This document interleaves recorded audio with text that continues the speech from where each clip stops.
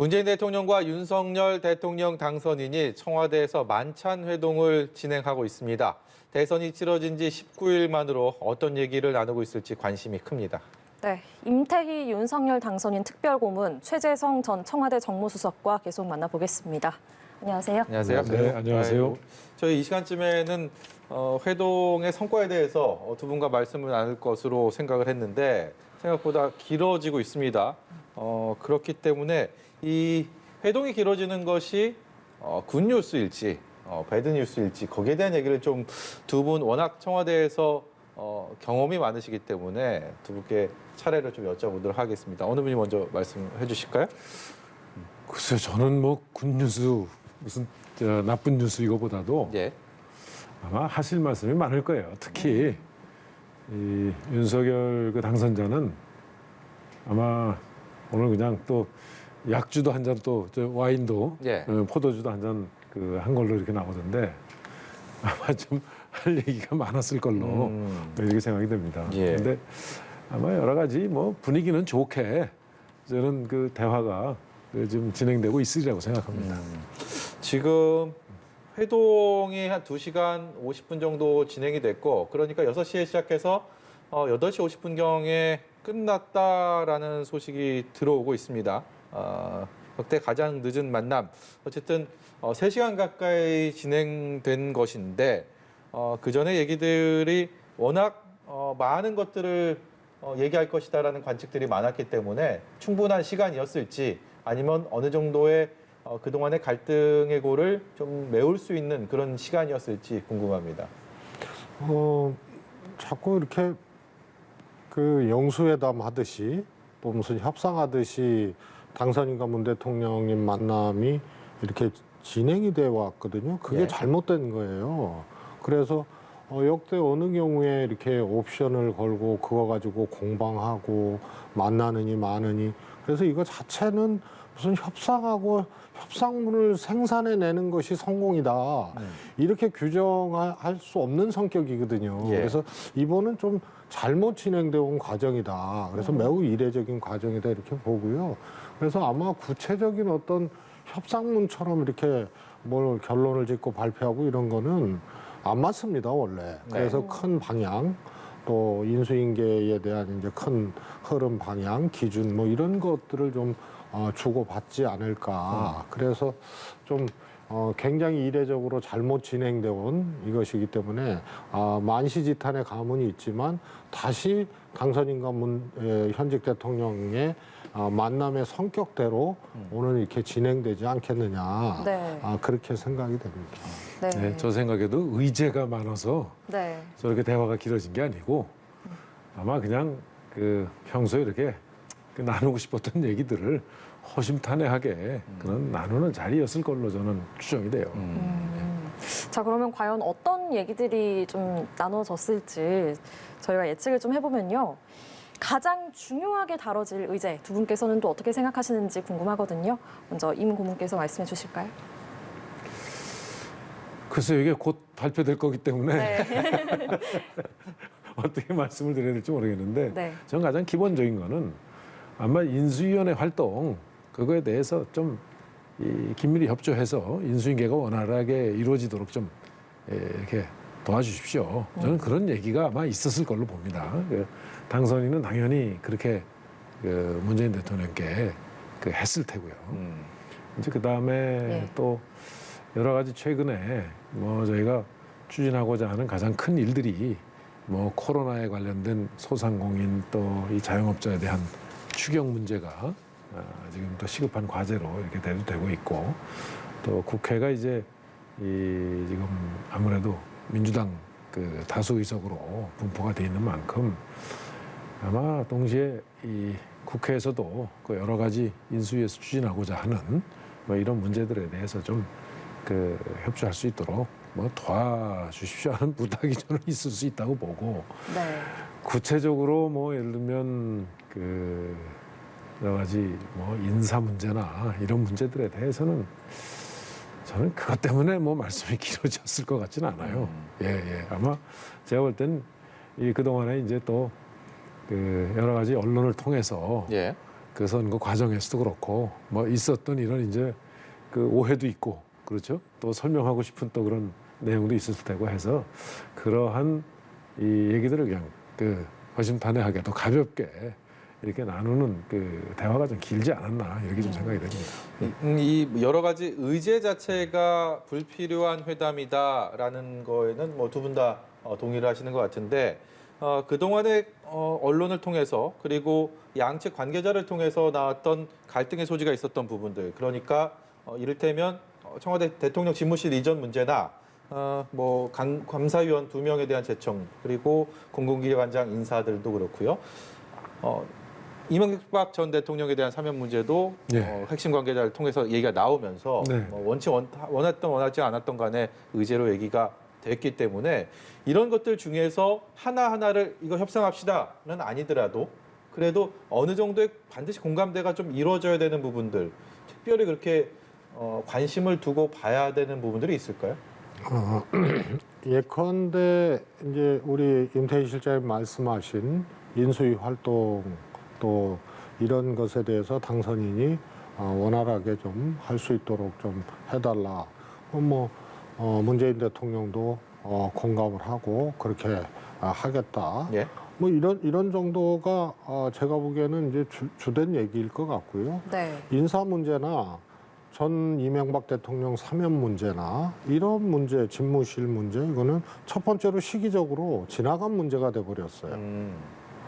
그래서 아마 이 집무실 문제도 문재인 대통령은 이전에 공감한다라고 얘기를 하셨고 네. 다만 5월 9일까지 이것을 추진하는 데는 무리가 있어 보인다라는 얘기를 한 거거든요. 그래서 이전에 대해서는 공감대가 있어요. 다만 시기에 대해서 이견이 좀 생각이 좀 달랐을 뿐이죠. 그런데 윤석열 당선자도 5월 9일 전에는 시기적으로 이제 물리적으로 어렵구나 이런 것을 현재 시점에서는 아실 거 아닙니까? 그러면은 결국은 집무실 이전에 대해서 공감되는 부분에 대해서 조금 얘기를 나누고 이렇게 또 인사 문제도 한국은행장이나 감사위원 문제는 이미 지나간 문제가 돼버렸어요. 그래서 이것도 조금 필요하다면은 이제 서로 좀 설명을 하는 뭐 이런 정도 얘기가 되지 않을까 싶습니다. 매우 특이한 것이 이명박 대통령 사면 문제나 인사 문제나 집무실 문제나 이런 것들이 사전에 두 분이 만나기 전에 사전에 공개적으로 그랬죠. 먼저 제기를 했기 때문에 이게 문제가 더 생긴 거거든요. 네.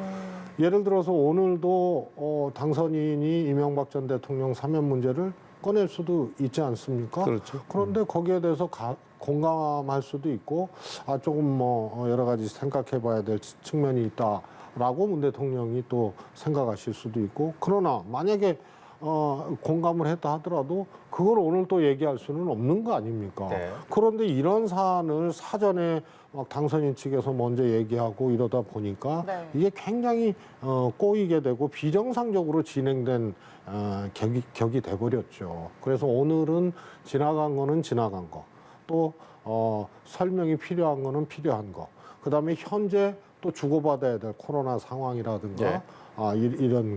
이런 것들이 좀 나눠서 얘기가 되다 보면 공감은 인수위 중심으로 그런 흐름 방향에 대해서 이제 공감대가 만들어지고 다른 것들은 대략적으로 좀 서로의 이해를 구하는 이런 소재를 좀 이야기를 나누지 않을까 싶습니다. 결국 네. 많은 사공들이 배를 산으로 가게 하는 그런 셈이었는데 톱다운 방식으로 네. 어느 정도의 교통 정리가 다 끝났을 것이고 예. 이것들이 2시간 50분의 시간 속에 담겨 있을 거다라는 네. 지금 관측을 할 수 있는 상황인데 그럼에도 불구하고 문재인 대통령과 윤석열 당선인의 관계가 네. 또 특수하지 않습니까? 일반적인 대통령과 대통령 당선인이 아니고 또 한때 대통령과 검찰총장으로서의 또 그런 관계를 유지한 다음에 이제 당선인으로서의 만남 그렇기 때문에 보는 관심을 가지고 보는 네. 분들이 많은 것 같습니다.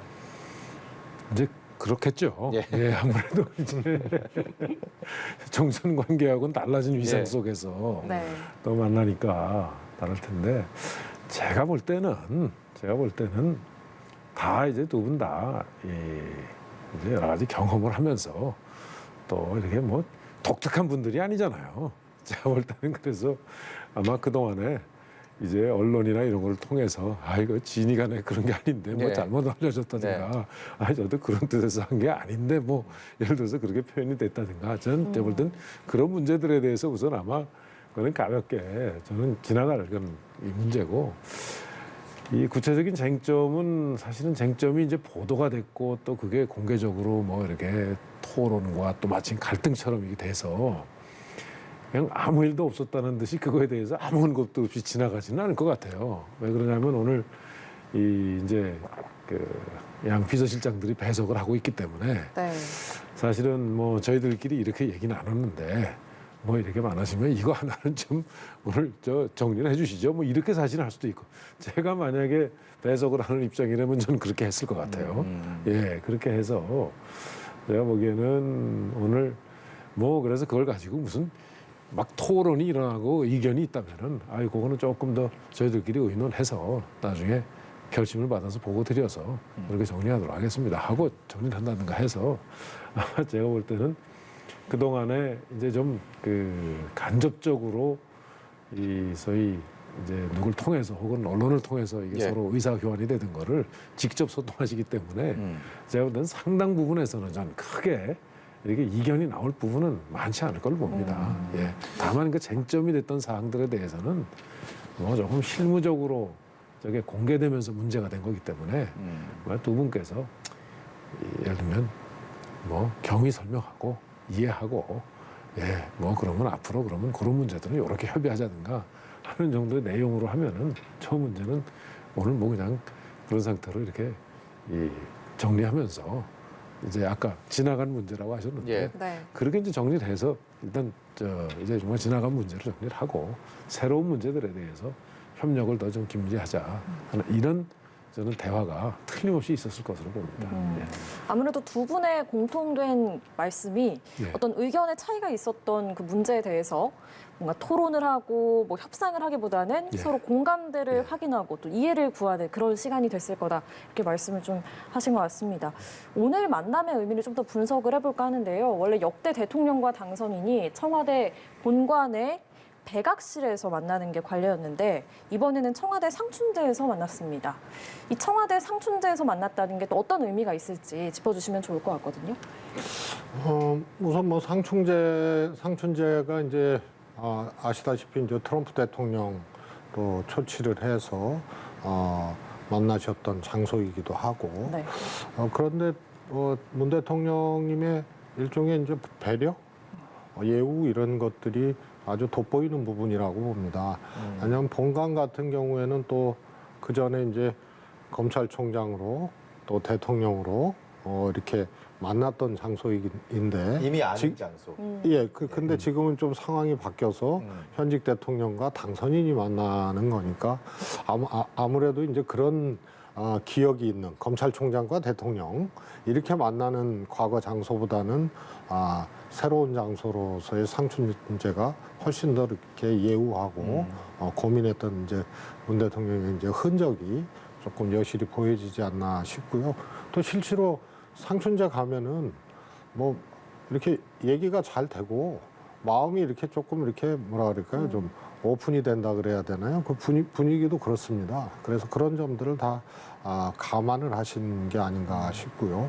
사실 본관 같은 경우에는 뭐 대통령 동선부터 사실 이제 짜여진 이 시나리오 또 이 동선에 의해서 이렇게 움직이는 곳이기 때문에 상춘제 같은 경우는 오히려 그런 점에서 또 자유롭고 그러니까 오늘 직접 문 대통령님이 당선자를 나와서 맞이하시고 이렇게 걸어가면서 했던 이런 것들도 하나의 그 배려하고 고민했던 흔적이 아닌가 싶습니다. 최 수석께서 정무수석 재직 시절에 상춘제에서 있었던 주요 행사들 중에서 굉장히 성공적이었고 그렇게 뇌리에 남는 그런 행사들이 있었을까요? 거기는 사실 행사라기보다는 이제 식사 겸 회의 또 이제 식사 장소로 또 외빈을 모실 때 이럴 때 주로 이제 사용하는 거기 때문에 행사성 일은 뭐 없습니다 거기는. 예.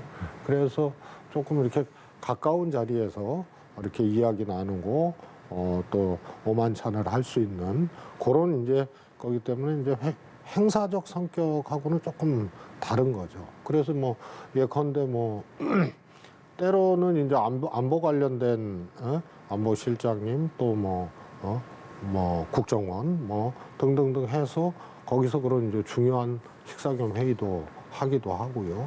그래서 이야기가 잘 이루어지는 곳이지 행사 장소는 아니다. 임태희 고문께서는 청와대 근무하실 때 대통령 비서실장으로 지금 저희가 화면을 통해서 계속 보여드리고 네. 있는데 네. 문재인 대통령과 윤석열 당선인이 처음 이제 만나서 청와대에서 오늘도 뭐 꽃나무 보면서 얘기를 하고 네. 그렇게 걸어가면서 이제 네. 장소 이동하고 네. 이런 장면들을 보면 네. 아 회담이 잘 되겠구나 오늘 좀 어떻겠구나 경험상 네. 그런 것들에 대한 촉이 확 올 것 같은데요. 네. 어떻게 보셨어요? 그러니까 이제 아까 우리 최 수석님 그 지적대로 이거는 뭐 예를 들어서 어떤 결과가 도출되고 뭐 예를 들어서 쟁점들에 대해서 마치 합의문이 이게 나오듯이 하는 평가 기준으로 보면 저는 이건 제가 볼 땐 그 옳지 않은 네. 어떤 평가라고 보고 다만 이제 그 청와대 본관에 있는 방은 어떻게 보면 업무적 공간이죠. 예, 이게 이 일을 하면서 이 소위 그 만남을 갖는 업무형 공간이고 네. 이 상춘제는 그 업무형 공간보다도 조금 이제 뭐 식사를 한다거나 하는 이제 조금 더 생활형으로 이제 바뀌고 또 이렇게 각별하게 좀 편안하게 이렇게 이 대화를 하는 상대들이 이제 많이 상춘제에서 행사를 하고 뭐 가령 이제 정중하게 모셔야 될 국빈이 가령 국빈 행사가 있다든가 하면 거기서 하고 이러죠. 그래서 저는 아까 가령 본관 같았으면은 아마 대통령이 앞에 현관까지 나오거나 하는 일들은 조금 오히려 어색했을 수 있어요. 네. 예. 그래서 아마 그런 문제들을 감안해서 좀 더 편안한 이런 상태에서 좀 두 분이 대화 나누기를 문 대통령께서도 이렇게 그 생각을 하시고 장소를 저렇게 정한 거 아닌가. 네. 그래서 저는 아주 굉장히 이렇게 그 당선인을 맞이하고 또 같이 이렇게 그 정원을 걸으면서 또 꽃도 뭐 얘기도 하시고 상춘제에 그 소위 이 현판이 가지고 있는 뜻도 설명하고 하는 걸 보면서 아 오늘은 굉장히 편안한 그러면서 굉장히 허심탄회한 대화를 두 분이 하시겠구나 이런 생각을 하면서 사실 저 장면을 좀 봤습니다. 네. 또 오찬에서 만찬으로 바뀌었으니까 뭐 저희가 보통 그렇죠. 점심 시간보다는 예, 저녁 시간에 예, 예, 반주도 곁들이면서 좀 더 예. 허심탄회하게 얘기도 예. 하고 그러잖아요. 사실 점심을 실제로- 하시면은 예. 오후 2시 넘는다든가 이러면은 내가 좀 끝내야 될 것 같잖아요. 네, 근데 이제 그렇죠. 만찬의 경우에는 지금 그건 9시가 될 때까지도 하니까 근데 네. 그런 소위 시간 종료에 대한 부담이 좀 적죠. 예. 혹시 배석자 없이 예. 둘이서만 이렇게 독대를 했다. 그러니까 예. 이렇게 둘이서만 대화를 나눴을 그 가능성도 있다고 보십니까? 상춘제의 그 구조상 가령 우리 두 분이 말씀 나눌 테니까 두 분은 좀 나가 계시라 이렇게 해야 되거든요. 저기 구조가 그렇게 하셨을 것 같지는 않은 생각이 드네요. 예. 그래서 오늘은 네. 아마 무거운 얘기보다는 그러니까 이 협조적인 분위기에서 그동안에 마치 이게 두 분 간에 뭔가 굉장히 갈등이 있는 것처럼 또 어떤 쟁점이 많아서 그 쟁점이 뭐가 이 아주 이 신구 권력관에서의 또 국정을 이양하는 과정에서 이게 어떤 갈등 요인이 되고 있는 것처럼 돼서 아마 오늘 회동을 통해서 그러한 것은 좀 말끔하게 정리할 수 있지 않을까 하는 생각이 좀 들어요. 예. 정치적인 현안에 대해서는 문재인 대통령과 윤석열 당선인의 뭐 견해차가 분명히 있을 수는 있겠지만 두 신구 권력 간의 공통적인 분모들은 국민입니다. 국민의 민생 이 부분을 절대로 뭐 멀리할 수 없는 상황이기 때문에 그래서 오늘 오전에 윤석열 당선인 측에서 얘기했던 부분 이번 청와대 회동에 있어서 코로나 손실에 대한 보상이 시급하다. 이 얘기를 의제로 좀 다뤘으면 좋겠다라는 얘기를 했단 말입니다. 여기에 대해서는 그래도 좀 구체적인 얘기가 오갔을 가능성이 좀 있지 않을까라는 생각이 드는데 어떻습니까? 저는 참 쉽지 않은 소재라고 봅니다. 왜냐하면 대선을 이제 돌아가 보면 이재명 후보는 30조를 얘기했어요. 윤석열 후보는 50조를 얘기했고 네. 정부는 결국은 10조 넘기기 어렵다. 이렇게 됐던 거거든요. 그리고 이재명 후보는 국채 발행으로, 그다음에 윤석열 후보는 국채 발행 없이 구조조정으로 이렇게 얘기를 했단 말이에요. 그리고 지난달에 추경을 했지 않습니까? 예. 그래서 이걸 문 대통령 임기 내에 한 번 더 하는데 국채 발행 말고는 방법이 없어요. 구조조정을 하더라도 그거는 다 불가능한 거거든요, 사실. 그래서 이 문제를 너무 깊숙하게 가게 되면 접점이 찾아질 수가 없는 사안입니다. 그래서 국채 발행 없이 50조 손실보상하겠다는 윤석열 후보가 국민들한테 먼저 이해를 구하고 그거는 얘기를 해야 되는 그런 상황입니다. 예. 국민의힘에서는 뭐 할 수가 있죠. 그래서 이렇게 깊숙이 좀 얘기를 나누기는 어렵고, 코로나 지금 상황, 윤석열 후보는 영업시간 뭐 풀겠다 뭐 이렇게 후보 시절에 얘기를 했는데 네. 지금 이제 이 오미크론 정점을 치면서 이제 감소하기 시작했기 때문에 대략 그 점에서는 좀 공감을 할 수 있는 지점들이 있고, 그리고 원론적 수준에서 이제 코로나 피해 본 소상공인들이나 민생 문제 이런 것에 대해서 함께 뭐 노력을 하고 공감하고 뭐 이런 정도는 할 수 있겠지만, 구체적으로 추경 가지고 결론을 내거나 더 깊은 논의를 하기는 조금 어렵지 않겠나 싶습니다. 임고문께서는 어떻게 생각하세요? 예, 그 지금 말씀하신 대로 이제 절차로 보면은 정부에서 우선 추경안을 제출을 해야 되고, 그 정부안으로 이제 그러면은 이제 문재인 대통령께서 이 기재부 장관이나 예산 당국에 예. 지금 어떻든 그 인수위를 지금 운영하고 있는 이 당선자 측의 요구가 이러니 뭐 검토해 봐라, 이거 그러고 그건 시급하지 않느냐 이렇게 될 테고, 그 다음에 이게 이제 진행이 되다 보면은 제가 아까 말씀대로 이제 그 재원 마련 부분에 대해서 조금 이견이 생길 수는 있어요. 그러나 아마 양측 다 어떠한 내용으로 이거는 좀 보상을 하고 우리가 추경을 편성해서 하자 하는 기본적인 방향만큼은 어느 정도 공감대를 형성할 수 있지 않을까. 다만 이제 그렇다고 해서 금방 제출될 수 있는 건 아니고, 그러면 이 재원은 어떻게 할 거고 어디에 어떻게 쓸 거고 하는 거에 대해서는 뭐 좀 아무래도 기재부가 그동안에 이 지난 그 선거 과정에서도 지금 민주당에서 굉장히 강력하게 요구했는데도 불구하고 예.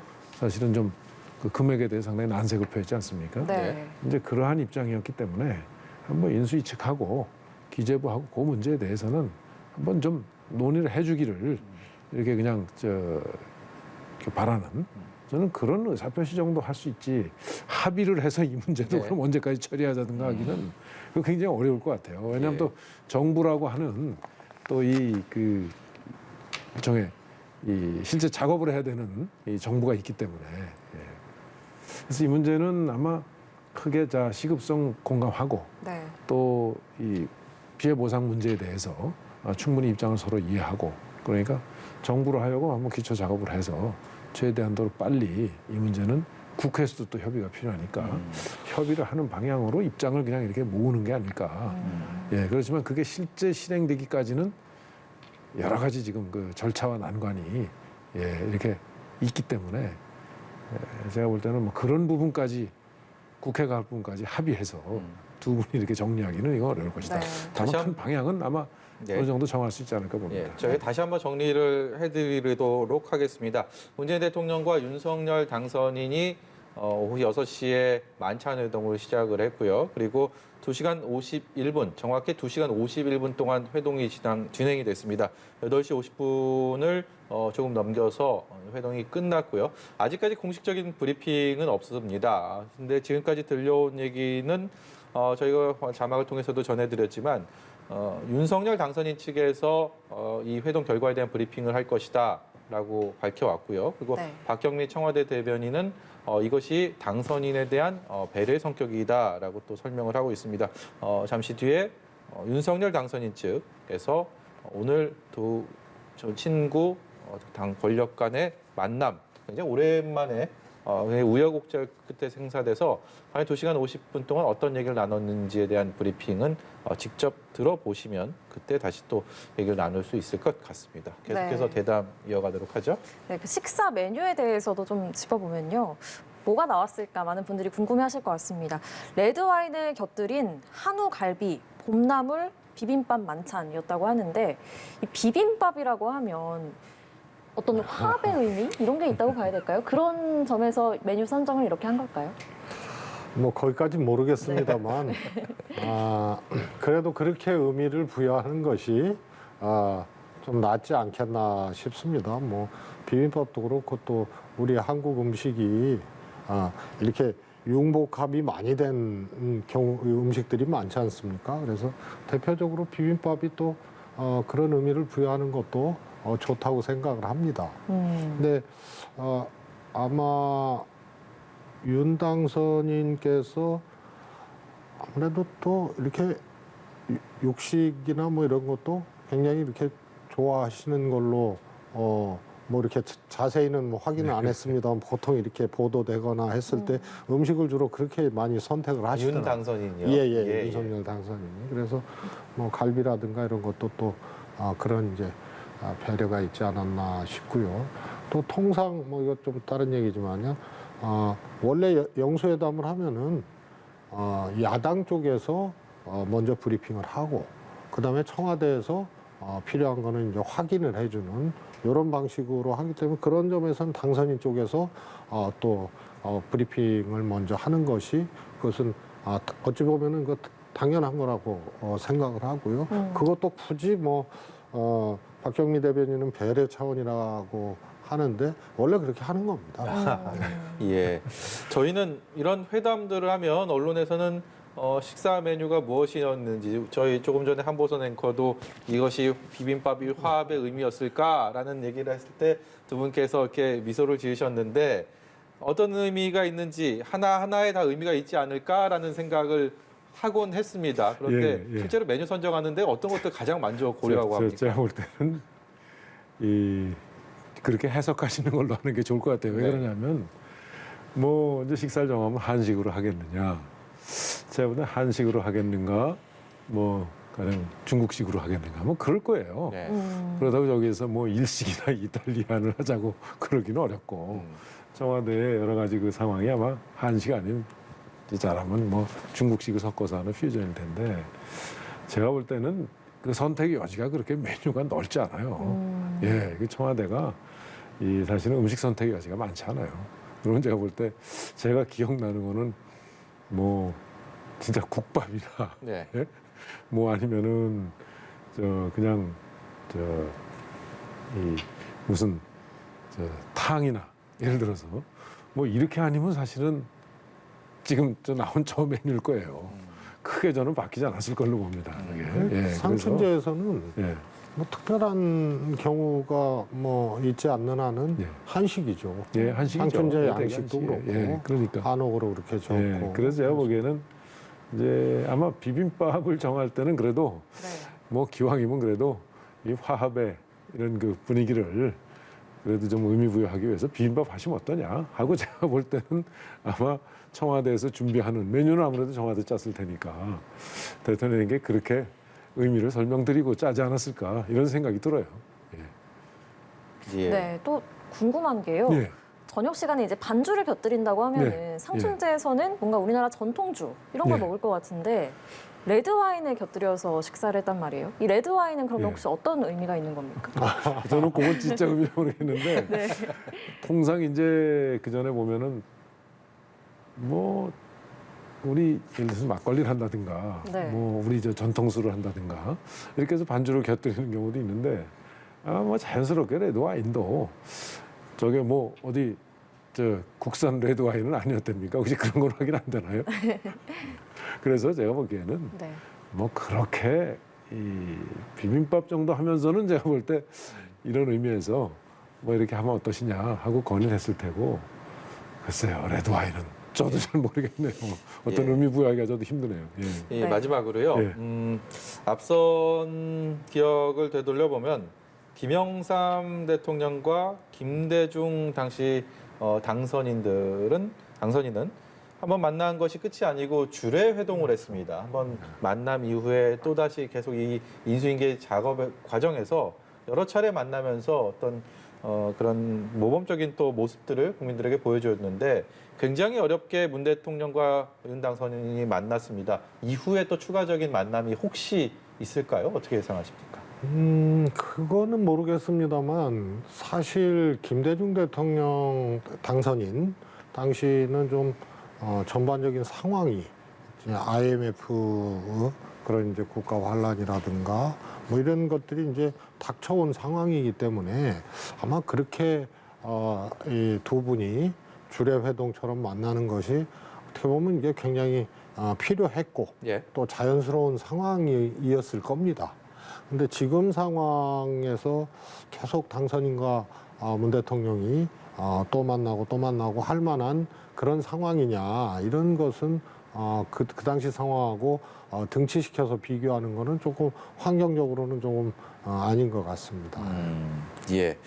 또 한 가지 최근에 중요한 중대한 일이 있었습니다. 북한의 화성 17호 ICBM 발사. 네. 이것이 청와대 집무실 대통령 집무실 이전에 대한 갑론을박이 이어지는 과정에서 민주당을 비롯한 청와대에서는 안보에 대한 위협을 얘기를 했단 말입니다. 이런 안보의 위협을 제기한 상황에서 ICBM을 발사하면서 이것이 대통령과 당선인의 만남을 뭐 필요성을 더 키운 하나의 좀 이슈가 아니었을까라는 생각하시는 분들도 꽤 있으신 것 같은데요. 여기에 대한 어떤 견해 갖고 계십니까? 제가 보기에는 북한은 스케줄대로 뭐 여러 가지 이제 저런 형태의 시위죠, 일종의. 저는 꽤 있을 걸로 봅니다. 예. 왜냐하면 그 내부 결속용도 있고 또 우리가 이제 정권 교체기이기 때문에 이제 상대방에 대한 일종의 그 메시지를 그걸 통해서 이렇게 좀 전달하고자 하는 뜻도 있고 그래서 저는 뭐 저러한 상황은 앞으로도 또 생길 수 있는 그 상황이라고 봅니다. 그래서 예. 저거에 대해서는 한 번 했다고 해서 뭐 일희일비하고 이러지 말고 그 북한의 속내나 우리가 저런 거에 대해서 대응하는 큰 기조를 좀 꿋꿋하게 가져가면서 대응하는 게 옳다. 그리고 이제 이 국제사회가 지금 이 북한의 그런 행동에 대해서는 사실은 굉장히 아주 비판적이거든요. 예, 그래서 그런 이 상황도 있는 만큼 저는 저 문제를 가지고 마치 뭐 우리가 양쪽의 입장이 그 현재 정부와 또 차기를 담당할 이제 인수위 간에 뭐 그런 첨예하게 무슨 입장이 노출된든가 하는 거는 지금 아주 바람직하지 않고 오히려 북한 쪽을 제가 볼 때는 굉장히 그 미소 짓게 하는 저는 그런 그 대응일 수도 있어서 저 부분에 대해서만큼은 적어도 인수위와 지금 이제 이 현 정부 간에 이건 안보 문제인 만큼 네. 공동으로 저거는 그 논의하면서 예. 대응하는 체제를 지금부터 갖추는 게 좋지 않을까 네. 하는 좀 생각이 들어요. 지금 한 1분 30초 정도 뒤면 장제원 당선인 비서실장이 오늘의 회동 결과에 대한 브리핑을 할 예정인데요. 청와대에서는 하지 않는다라는 소식까지 들어와 있습니다. 이런 상황이면 이 회동 결과에 대한 브리핑에 대한 이 합의문은 아니더라도 결과에 대한 이런 내용들을 발표문을 좀 작구까지 서로 좀 합의를 해서 이미 좀 공유가 돼 있는 상황이다라고 이해하면 되겠습니다. 원래 이제 과거에 이제 저희 야당 때 네. 이명박 대통령 시절에 이제 영수회담을 했는데 사전 실무 접촉을 상당히 하고 잘된 영수회담이었어요. 그래서 그때는 이제 합의문도 발표를 했고 네. 그래서 이제 제가 그때 배석을 해가지고 예. 우리 야당 당대표를 네. 그래서 저희가 먼저 하고 근데 그 과정에서 뭐 문구까지는 아니더라도 이런 내용으로 이렇게 하겠다라는 정도를 이제 당시 이제 이동관 예. 청와대 대변인이죠. 이동관 수석하고 이제 그렇게 얘기를 나누고 그러고 하게 되는 거죠. 그때 뭐 지나간 일입니다만 이동관 수석이 다 이제 야당 최재성 대변인 이제 스케치 브리핑을 하고 난 다음에 이제 언론인들이 청와대로 전화를 하잖아요. 예. 확인을 하잖아요. 이동관 대변인이 이보다 더 좋을 수 없다 이 한마디로 야당을 완전히 죽였습니다. 네.